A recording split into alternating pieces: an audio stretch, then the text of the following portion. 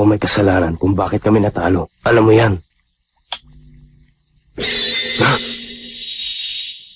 Anong ginagawa mo dito, Gunggong? Rukawa? Tumigil ka! Wala ka man lang ba sasabihin sa akin? Ha? Alam kong iniisip mo.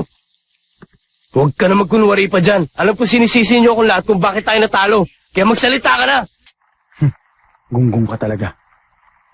Akala mo ba kasalanan mo kung bakit tayo natalo? Ano? Wala kang kasalanan doon, bugok. Ha? Sa palagay mo, umaasa ba talaga si Coach Ansay at si Akagi sa'yo? Ang totoo niyan eh. Ako ang kanilang secret weapon. Naniwala ka naman. Ano? Ganito lang kalit ang tiwala nila sa'yo. Sabihin na natin ganito. Inilabas mo kahapon ang lahat ng makakaya mo para manalo ang team. Maswerte ang Shoko dahil wala itong inaasahan sa'yo. Anong sinabi mo?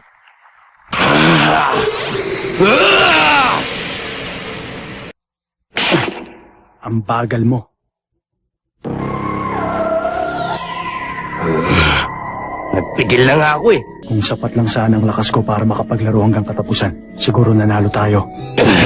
Wala kang kasalanan doon! Sinabi ng kasalanan ko.